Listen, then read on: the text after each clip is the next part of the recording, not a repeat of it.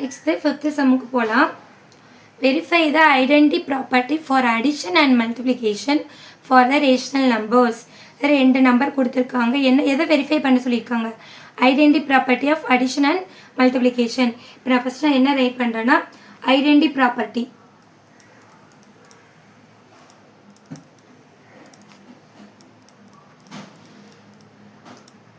Identity ப்ராப்பர்ட்டியில் first ஒன்று என்ன பண்ணணும்னா அடிஷன்.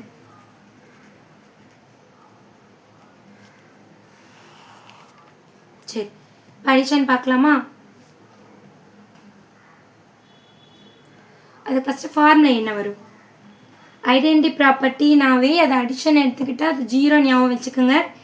a + 0 ஈக்குவல் டு, அது அப்படியே ஆர்டரை சேஞ்ச் பண்ணால் 0 + a ஈக்குவல் டு 0வோட எந்த நம்பரை ஆட் பண்ணாலும் இது சேம் நம்பர். ஒரு ஆன்சர் இஸ் a. இப்போ கொடுத்துருக்கிறத நம்பரை வந்து நம்ம என்னென்னு எடுத்துக்கணும்?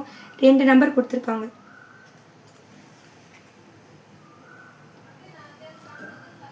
சரியா? 2 நம்பர் கொடுத்து ஃபஸ்ட்டு என்ன பண்ணலாம்? 15/19 எடுத்துக்கலாம். ஸோ இப்போ ஏ வந்து ஃபஸ்ட்டு 15/19 எடுத்துக்கலாம். ஸோ இதில் சப்ஸ்டிட் பண்ணுங்கள். ஏ வந்து என்னது? 15/19 + 0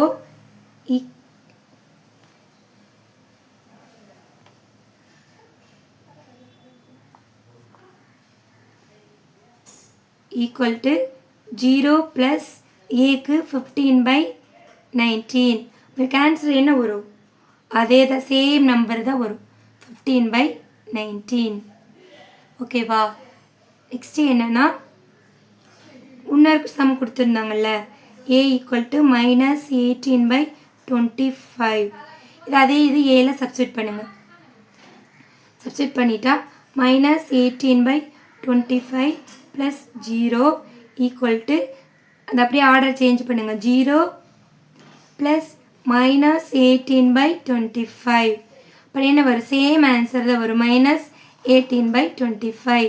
ஓகேவா? அதாவது ஐடென்டி ப்ராப்பர்ட்டி ஆஃப் அடிஷனில் 0வோட எந்த நம்பரை ஆட் பண்ணாலும் அதே நம்பர் தான் வரும். ஓகேவா? அப்போ ஐடென்டி ப்ராப்பர்ட்டி உங்களுக்கு அடிஷன் புரிஞ்சிருக்கும். Next multiplication.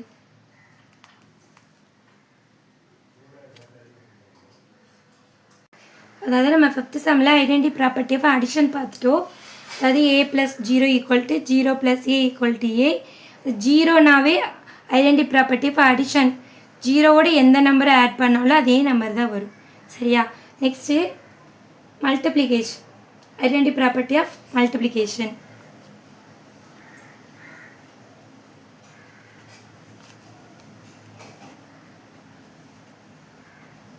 அதுக்கு ஃபார்முலா என்ன? ஐடென்டி ப்ராப்பர்ட்டி ஆஃப் மல்டிப்ளிகேஷனா 1. 1ஓடு எந்த நம்பர் மல்டிபிள் பண்ணாலும் அதே சேம் நம்பர் தான் வரும். ஸோ என்னது? a × 1 ஈக்குவல் டு, ஆர்டரை சேஞ்ச் பண்ணுங்கள், 1 × a equal to same number. அதே மாதிரி தான் ஃபஸ்ட்டு கொடுத்துருக்கிறது ஏன்னு எடுத்துட்டோம்னா 15/19 × 1 ஈக்குவல் டு 1 × 15/19. சேம் நம்பர் தான் வரும், 15/19. அப்புறம் அடுத்தது ஏ என்ன கொடுத்துருக்காங்க? -18/25. So -18/25 × 1 equal to 1 × -18/25. ஒன்றா எந்த நம்பர் மல்டிபிள் பண்ணாலும் சேம் அதே ஆன்சர் தான் வரும். ஸோ -18/25. அதாவது ஐடென்டி ப்ராப்பர்ட்டி ரொம்ப ஈஸி. இருக்கிறதுலே அசோசியேட்டிவ் ப்ராப்பர்ட்டியில் தான் சம் வந்து ரொம்ப பெரிய சம்மாக இருந்துச்சு. நீங்கள் பொறுமையாக போட்டு அந்த சம்மும் ஈஸி தான். இப்போ இந்த 5th சம் உங்களுக்கு புரிஞ்சிருக்கும்னு நினைக்கிறேன். ஓகே, நெக்ஸ்ட் 6th சம்முக்கு போகலாம்.